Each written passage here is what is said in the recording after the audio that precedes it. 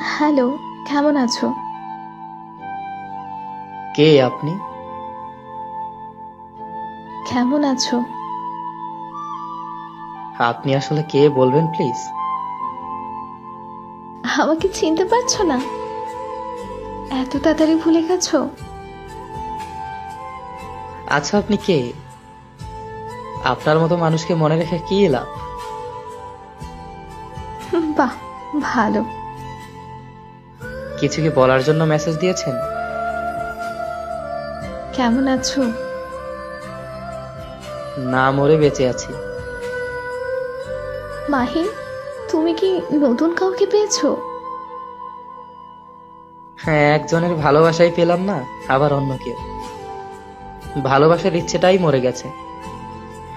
এখন আর কাউকে পেতে চাই না। কেন? সেটা আপনাকে বলতে পারবো না। আচ্ছা, কাজের কথায় আসি। আমাকে এতদিন পর হঠাৎ মনে পড়ার কারণ? না, এমনি। আচ্ছা, একটা কথা বলি, কিছু মনে করবে না তো? বলতে পারেন। তুমি কি এখনো আমার কথা ভাবো? এখনো কি আমায় ভালোবাসো? না, এখন আর আপনার প্রতি আমার কোনো অনুভূতি নেই। এখন আর আপনাকে ভালোবাসি না। এখন আর আপনার কথা মনে পড়ে না। সরি। সরি কেন? ছেড়ে দিয়ে কষ্ট দেওয়ার জন্য। আপনাকে একটা কথা জিজ্ঞেস করতে পারি? বলো। আচ্ছা, আমি কি দোষ করেছিলাম যে আমাকে ছেড়ে অন্য একজনের হাত ধরে চলে গেলেন?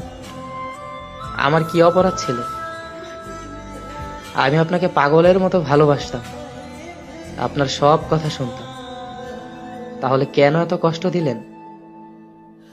নাকি প্রমাণ করলেন সত্যিকারের ভালোবাসলে কষ্ট পেতে হয়?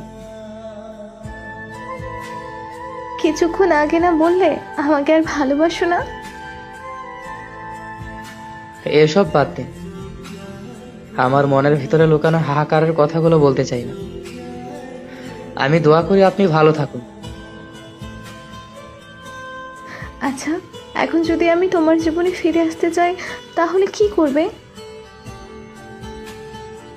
আপনি আমাকে পেয়েও হারিয়েছেন, আপনি আমাকে ঠকিয়েছেন।